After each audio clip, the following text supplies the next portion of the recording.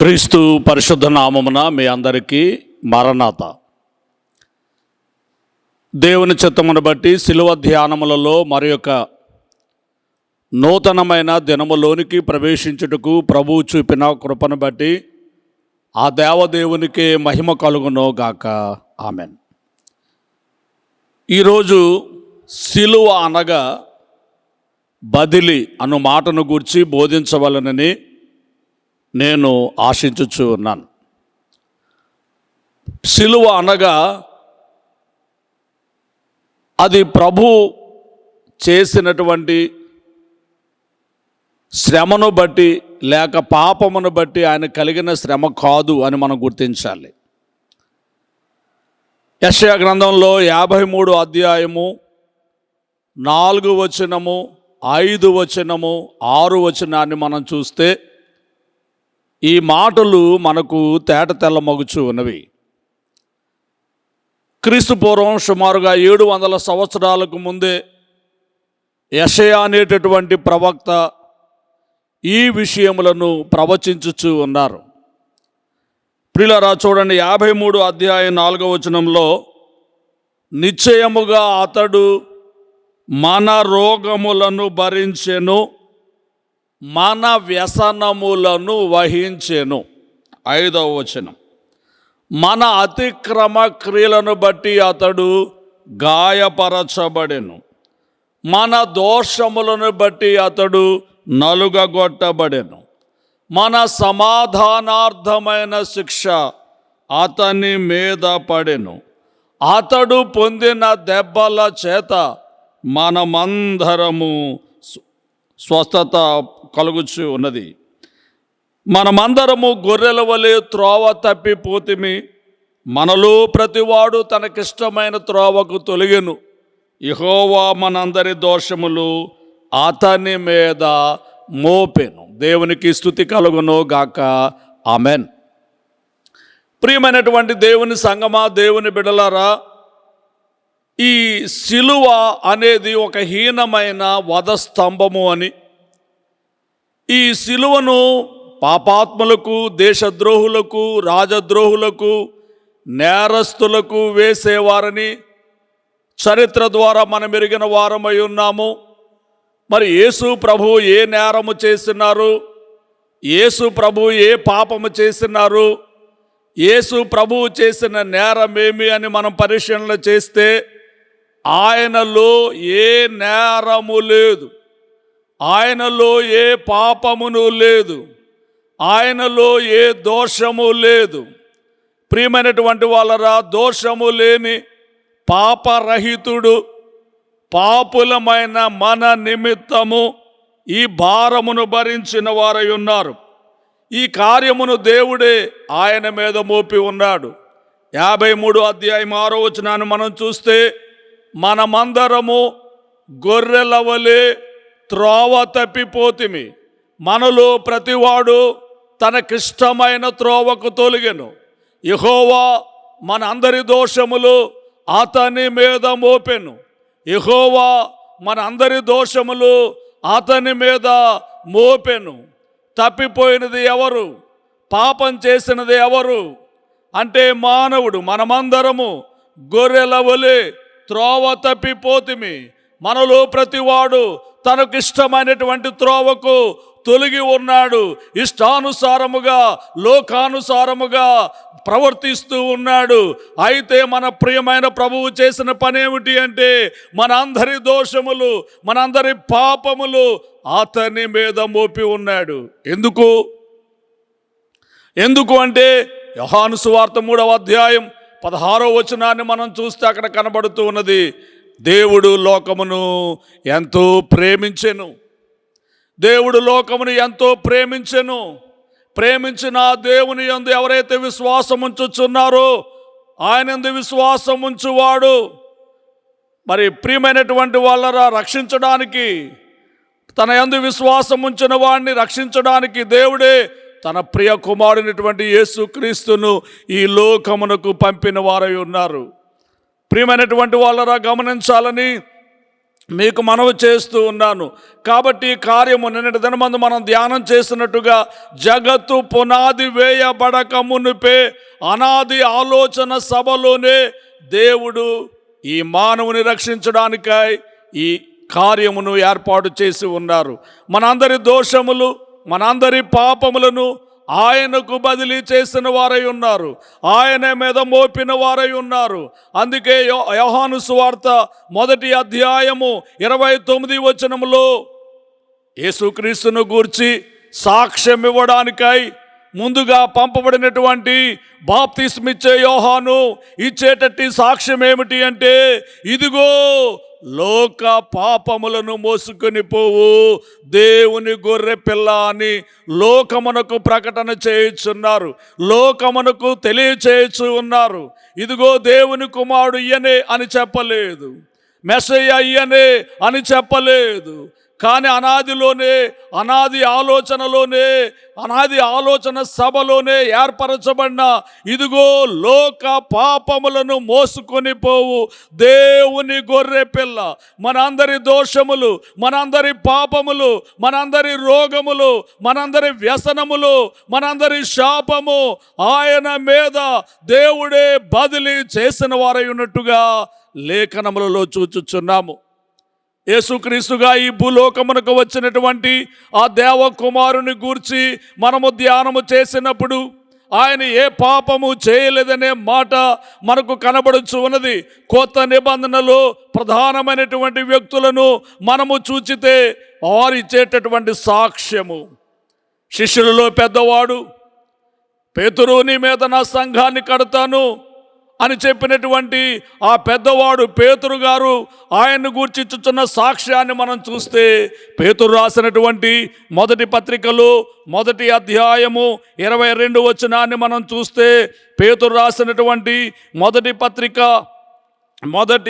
ఆ పత్రికలో 2వ అధ్యాయము 22వ వచనాన్ని మనం చూస్తే, ఆయన పాపము చేయలేదు, ఆయన నోటను ఏ కపటమును లేదు.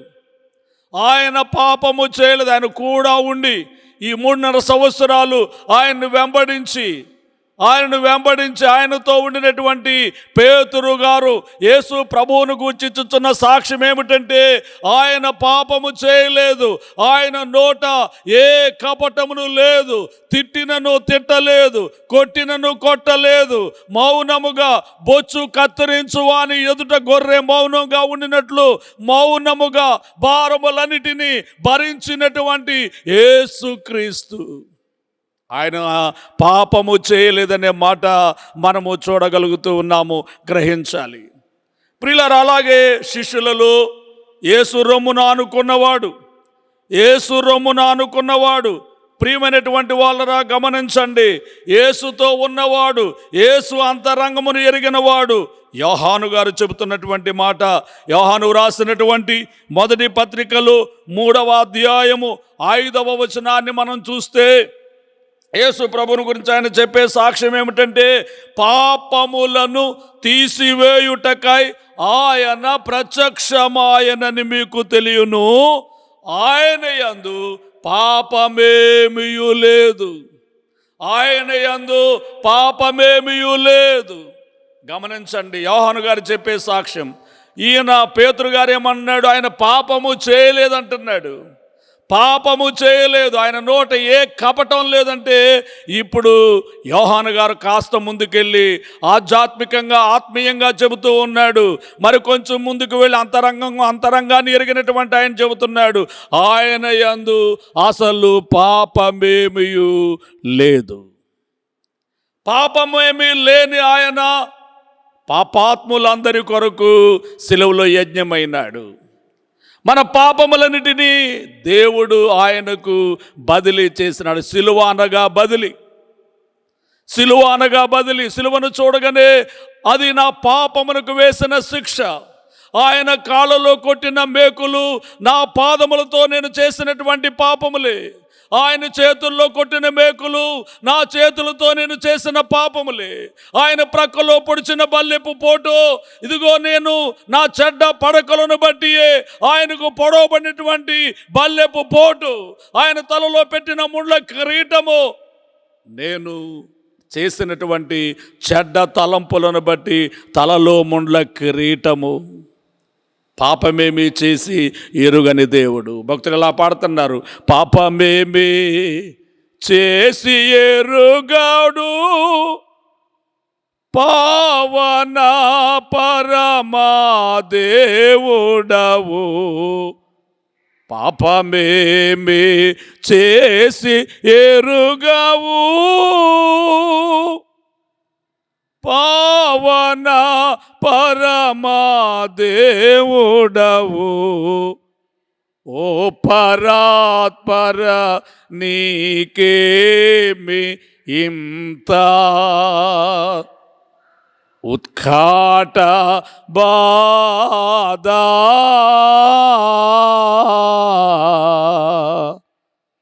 కల్వరి గిరి చేరు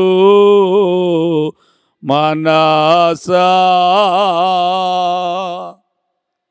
ఆయన పాపమేమి చేసి ఉండలేదు. ఇది యోహాను గారి సాక్ష్యం. యోహాను కంటే పేతురు కంటే వెనక వచ్చినవాడు, ప్రియమైన వాళ్ళ చివరి అపోస్తలుడైనటువంటి పౌలు గారు చెప్పే మాట. కొరింథీయులకు రాసినటువంటి 2వ పత్రికలు 5వ అధ్యాయము 21వ వచనాన్ని మనం చూస్తే, కొరింథీయులకు రాసినటువంటి 2వ పత్రిక 5వ అధ్యాయము 21వ వచనాన్ని మనం చూస్తే ఓ చక్కని మాట మనకు కనబడుతూ ఉన్నది. ఎందుకనగా మనం ఆయన యందు దేవుని నీతి యగునట్లు పాపమెరుగని ఆయనను మన కోసము పాపముగా చేసెను. పాపమెరుగని ఆయనను మన కోసము పాపముగా చేసెను. ఒక్కొక్క మెట్టు ఎంత గొప్పగా ఈ కొత్త నిబంధన ప్రముఖ వ్యక్తుల సాక్ష్యాన్ని మనం చూస్తే, పేతురు గారు అన్నారు ఆయన పాపం చేయలేదు, ఆయన నోటని ఏ కపటము లేదు అన్నారు. యోహాను గారు అన్నారు ఆయన యందు పాపమేమీ లేదు అన్నారు. పౌలు గారు అన్నారు అసలు పాపాన్ని ఆయన ఎరుగడు అన్నారు. పాపమే ఆయన ఎరుగడు, పాపమే ఆయన ఎరుగడు. పాపము ఎరుగని ఆయనను దేవుడు మన కోసము పాపముగా చేసెను. ఎందుకనంటే మన పాప భారము, శాప భారము, వ్యాధి భారము, దుఃఖ భారము, సమస్త భారము ఆయన మీద వేసి మనకు లేకుండా చేయడానికే. అందుకే కృతజ్ఞత. నేను భరించవలసిన భారం అంతటిని నాకు బదులుగా నీవు భరించావా, నేను భరించవలసిన శిక్ష అంతటిని నా కొరకు నీవు భరించావా అని ఓ కృతజ్ఞత. అవును, భక్తుడు పాడుతున్నారు, చూడరే సిలువను వేలాడు యేసయ్యను అంటూ, నా చేతులు చేసినట్టి దోషంబులే కదా, నా రాజు చేతులలో ఘోరంపు శీలలు, నా రాజు చేతులలో ఘోరంపు శీలలు, చూడారే సిలువను వ్రేలాడు యేసయ్యను, పరుగెత్తి పాదములు చేసిన పాపంబులు. పరుగెత్తి పాదములతో చేసినటువంటి పాపములే ఆయన కాళ్ళలో ఆ మేకులు. ప్రియమైన వాళ్ళరా గమనించండి, అలాగే మన యొక్క చెడ్డ పడకలే ఆయన ప్రక్కలో బల్లెపు పోటులు, మన చెడ్డ తలంపులే ఆయన యొక్క తలలో ముండ్ల కిరీటము. ప్రియమైన వాళ్ళరా గమనించండి, ఎందుకనంటే దేవుడు ఆ విధంగా మన పాపములన్నిటినీ ఆయనకు బదిలీ చేసినారు. మన దోషములన్నిటిని ఆయనకు బదిలీ చేస్తున్నారు. ఏమేమి బదిలీ చేస్తున్నారు? ఏమేమి బదిలీ చేస్తున్నారు అంటే 53వ అధ్యాయం యెషయా ప్రవచనంలో 53 అధ్యాయంలో 5, 6 వచనాలు మనం చూస్తే ఈ మాటలు మనకు కనబడుతూ ఉన్నాయి. యెషయా ప్రవచనము 53 అధ్యాయము 5, 6 వచనాల్లో మన అతిక్రమ క్రియలను బట్టి అతడు గాయపరచబడెను, మన దోషమును బట్టి నలుగగొట్టబడెను. మన అతిక్రమ క్రియలను బట్టి నలుగగొట్టబడెను, మన దోషములను బట్టి నలుగగొట్టబడని గాయములు. ఈ నలుగగొట్టబడుట ఇదంతా దేని బట్టి అంటే మన పాపమును బట్టి, మన అతిక్రమ క్రియలను బట్టి, మన దోషములను బట్టి, మన పాపములను బట్టి ఆయనే గాయపరచబడ్డారు, ఆయనే నలుగగొట్టబడ్డారు. పాపభారం ఆయన మీద మోపబడింది. పాపం చేసింది మనం, శిక్ష అనుభవించేది మనం. అందుకే సిలువ అనగా బదిలీ. సిలువను చూడగానే మనం ఇప్పుడు అనుకోవాల్సింది ఏమిటంటే ఈ శిక్ష నాకు రావాలి, ఈ బాధ నాకు రావాలి, ఈ సిలువ యజ్ఞం నాకు రావాలి, ఈ ముళ్ళ కిరీటం నాకు పెట్టాలి. నాకు బదులుగా ఆయన పొందినాడు, నాకు బదులుగా ఆయన పొందినాడు. ఈ పాప భారం మనకు లేకుండా ఆయనే ఈ భారం అంతటిని కూడా మోసినాడు. పాపం యొక్క బరువు చాలా అధికంగా ఉంటుంది. దైవజనులు బోధిస్తూ ఇటుక కంటే ఇసుక బరువు, ఇసుక కంటే రాయి బరువు, రాయి కంటే బండ బరువు, బండ కంటే కొండ బరువు, కొండ కంటే పర్వతం బరువు, పర్వతం కంటే పాపం బరువు అన్నారు.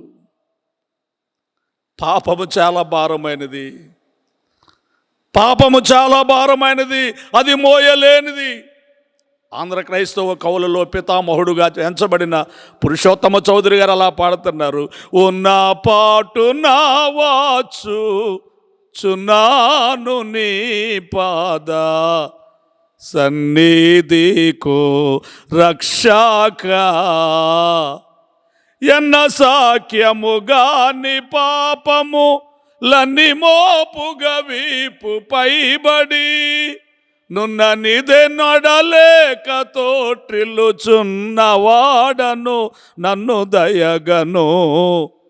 ఉన్న పాటు నా వాచు చున్నాను నీ పాద సన్నిధికో రక్షక. దేవునికి స్తుతి కలుగును గాక. గమనించండి, పాపం యొక్క బరువు చాలా గొప్పది. ఒక్క మనిషి పాపమే మోయలేనంతగా ఉన్నది అని ఎన్న సఖ్యము గాని పాపాలన్నీ మోపుగా వీపు పైబడి ఉన్న నేనే నడలేక తొట్టిల్లిపోతూ ఉన్న పాటుని సన్నిధికి వచ్చేస్తున్నాను ఆయన, ఇక నా వల్ల కాదు, నేను మోయలేనని ఆ దేవునికి ఆ భారమును ఆయన వేసినట్టుగానే సర్వమానవ పాప పరిహారం అంతటిని చేయడానికై వచ్చినటువంటి యేసు క్రీస్తు మీద ఈ భారం అంతటిని ప్రభువే బదిలీ చేసినాడు. అందుకే ఇదిగో లోక పాపములను మోసుకొని పోవు దేవుని గొర్రె పిల్ల అని మనము చూడగలుగుతూ ఉన్నాం. 38 కీర్తనలో 4 వచనాన్ని మనం చూస్తే, నా దోషములు నా తల మీదుగా పొర్లిపోయినవి, నేను మోయలేని బరువు వలె అవి నా మీద మోపబడి ఉన్నవి. పాపము ఎలా ఉంది అంటే నేను మోయలేని బరువు వలె అవి నా మీద మోపబడి ఉన్నవి. మోయలేనంత భారంగా ఆ పాపము ఉన్నది. ప్రియమైనటువంటి వాళ్ళరా గమనించండి, 40వ కీర్తన 12వ వచనాన్ని కూడా మనం చూస్తే, లెక్కలేని అపాయములు నన్ను చుట్టుకొని ఉన్నవే, నా దోషములు నన్ను తరిమి పట్టుకొనగా నేను తల ఎత్తి చూడలేకపోతిని. నా దోషములు నన్ను పట్టుకొనగా నేను తల ఎత్తి చూడలేకపోతిని. కాబట్టి ఈ పాప భారమంతటిని యెహోవా దేవుడు యేసు క్రీస్తునకు బదిలీ చేయగా ఈ భారమంతటిని కూడా ఆయనే మోసినాడు. లోక పాపములను ఏకంబుగాని పైకి వేసి కొంటివా, లోక పాపములను ఏకంబుగాని పైకి వేసే కొంటివా. నీకు ఆకాడి పెద్దదై అధిక భారం బాయే, అది మొదటి సిలువాయేనా. నీకు ఆకాడి పెద్దదై అధిక భారం బాయే, అది మొదటి సిలువాయేనా. 3 సిలువాలు మోసితివా నాకై, 3 సిలువాలు మోసితివా. కాబట్టి పాప భారమును దేవుడు మన మీద నుండి యేసుక్రీస్తునకు బదిలీ చేయగా యేసుక్రీస్తు వాటన్నిటిని ఆయన మోసినట్లు మనం చూడగలుగుతూ ఉన్నాం. అలాగే యెషయా ప్రవచనం 53:4 మనం చూస్తే, నిశ్చయముగా అతడు మన రోగములను భరించెను. ఇంకా ఆయన ఏం భరించాడు? ఏమి ఆయన మీద మోపబడింది? దేవుడు ఆయన మీద మోపినటువంటి లేక బదిలీ చేసినటువంటి మరొకటి ఏమిటి అంటే రోగములు. నిశ్చయముగా అతడు మన రోగములను భరించెను, మన రోగములను భరించెను, మన వ్యసనములను వహించెను. 5వ వచనము చివరి మాటలో, అతడు పొందిన దెబ్బల చేత మనకు స్వస్థత కలుగుచున్నది. అతడు పొందిన దెబ్బల చేత మనకు స్వస్థత కలుగుచున్నది. కాబట్టి ప్రియమైన వాళ్ళని గమనించండి, ఆయన 39 కొరడా దెబ్బలు తిన్నట్టుగా సుమారు ఒక 5,000కు పైబడినటువంటి గాయములను, చిన్న పెద్ద 5,000కు పైబడిన గాయములను ఆయన పొందినట్టుగా మనం చూస్తూ ఉన్నాం. బైబిల్ పండితులు చెప్పే మాట ఏమిటంటే, వైద్య రంగంలో 39 రకాలైనటువంటి విభాగాలుగా ఈ వ్యాధులను గుర్తించినట్టుగా తెలియచేస్తూ ఉన్నారు. గమనించాలి ప్రియమైన వాళ్ళు, గుండె సంబంధమైనటువంటి విభాగాన్ని కార్డియాలజీ అని, ఊపిరితిత్తుల సంబంధమైన విభాగాన్ని పల్మనాలజీ అని, ఈ స్త్రీ సంబంధమైనటువంటి విభాగాన్ని గైనకాలజీ అని, చెవి ముక్కు సంబంధమైన విభాగాన్ని ఈఎన్టీ అని, ఇలాగూ ఒక్కొక్క విభాగాన్ని విభాగించినట్టుగా ఆయా వ్యాధులకు 39 రకాలైన వ్యాధులుగా విభాగించినట్టుగా ఉన్నది. కాబట్టి ఈ 39 రకాలైన వ్యాధులను, ఈ భాగములలో ఉన్న ప్రతి విధమైన వ్యాధిని స్వస్థపరచుటకే యేసుక్రీస్తు 39 కొరడా దెబ్బలు తిని ఆ వ్యాధులన్నిటినీ ఆయన మోసి ఆ భారమును తొలగించి వేసిన. నిశ్చయముగా అతడు మన రోగములను భరించెను, అందరి దోషము మోసి పొందెను ఘోర వ్యాధి. అందరి దోషము మోసి పొందెను ఘోర వ్యాధి. నిలువెల్ల గాయాలు పొంది విలువైన స్వస్థత నిచ్చే. నిలువెల్ల గాయాలు పొందే విలువైన స్వస్థత నిచ్చే. నీ కోసమే, అది నా కోసమే, నా కోసమే, అది నీ కోసమే. కల్వారి గిరిలోన సిల్వాలో శ్రీయేసు పలు బాధలొందెను, ఘోర బాధలు పొందెను. నీకోసం నా కోసం మనం భరించవలసినటువంటి ఆ రోగ భారం అంతటిని, పాప భారం అంతటిని యెహోవా దేవుడు కుమారుడిని క్రీస్తు మీద బదిలీ చేసినాడు గనుక ఆ భారములన్నిటిని ఆయన భరించారు. యెషయా ప్రవచనం 53:4 కూడా చూస్తే, మన వ్యసనములను వహించెను. మన వ్యసనములన్నిటినీ కూడా, అంటే ప్రియమైన వాళ్ళరా గమనించండి, ఇంకా కొంచెం 5వ వచనం కూడా చూస్తే, మన సమాధానార్థమైన శిక్ష, అతని మీద పడెను అనే మాటలు మనం చూస్తూ ఉన్నాం. ప్రియులారా, మన దుఃఖ భారం, మన సమస్తమైన భారం, ప్రియమైనటువంటి వాళ్ళరా, అన్నిటిని కూడా ఆయనే భరించిన వారై ఉన్నారు. వాటిని తొలగించుట కొరకు ఆయన వాటిని అనుభవించిన వారై ఉన్నారు. గ్రహించాలి. ఒకటి, పాప భారాన్ని ఆయన మీదకి బదిలీ చేయబడింది. 2, రోగ భారం బదిలీ చేయబడింది, భరించాడు ఆయన. దుఃఖ భారము ఆయన మీదకు బదిలీ చేయబడింది. ఆ తర్వాత శాప భారము కూడా తొలగించబడింది. పాపం అధికముగా చేసినప్పుడు వచ్చేటటువంటి శిక్ష ఈ శాపమైతే, ఈ శాపమును కూడా తొలగించి వేయడానికే యేసుక్రీస్తు ఆ సిలువ మ్రాను మీద మరి బలి అయిపోయినట్టుగా మనము చూడగలుగుతున్నాం. ఈ ద్వితీయోపదేశ కాండంలో 23 అధ్యాయాన్ని మనం చూస్తే, ప్రియమైనటువంటి వాళ్ళ ఒక మాట మనకు కనబడుచు ఉన్నది. ద్వితీయోపదేశ కాండము 23 అధ్యాయము చూడండి. 23 అధ్యాయము 5 వచనాన్ని మనం చూస్తే అక్కడ మనకు కనబడుతూ ఉన్నది. ప్రియమైనటువంటి, అయితే నీ దేవుడైన యెహోవా బిలాము మాట విననొల్లకుండెను. నీ దేవుడైన యెహోవా నిన్ను ప్రేమించను గనుక నీ దేవుడైన యెహోవా నీ నిమిత్తము శాపమును ఆశీర్వాదకరముగా చేశాను. శాపమును ఆశీర్వాదకరముగా చేశాను. శాపమంతటిని కూడా ఆయన తొలగించి వేసి, ఆ శాప భారం అంతటిని కూడా ఆయనే తొలగించి ఆ శాపమును ఆశీర్వాదకరముగా మార్చివేసెను. గలతీలకు రాసిన పత్రికలో 3 అధ్యాయం 13 వచనాన్ని మనం చూస్తే, గలతీ పత్రిక 3 అధ్యాయము 13 వచనాన్ని మనం చూస్తే ఓ మాట మనకు కనబడుచు ఉన్నది.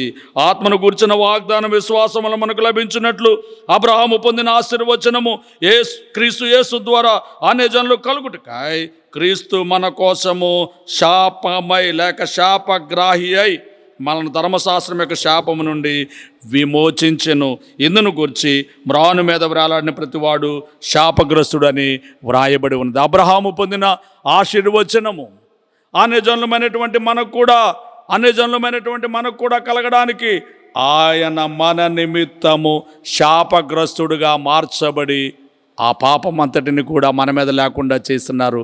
మన భారం అంతా కూడా ఆయనకు బదిలీ చేయబడింది. కాబట్టి మరి గమనించాలి. అందుకే దైవజనులు రాశారు, నీ పాప శాపాలు నీ సర్వ వ్యాధులు మోసి కొన్నట్టి శ్రీ యేసు దేవుడు ముందే నీ కీడు పోగొట్టి నీకెన్నియో మేలు సంపాదనము చేసే సర్వోపకారుండు దేవుండు మానవుడు దివిలోన భువిలోన నిన్ను బట్టి పాపివి నిన్ను చూడనే వద్దు ప్రభు యేసుని బట్టి పరిశుద్ధుడవు నీవు ఆయనను చూచిన అంతాయు సరి అవును ఆయనను చూచిన అంతాయు సరి అవును.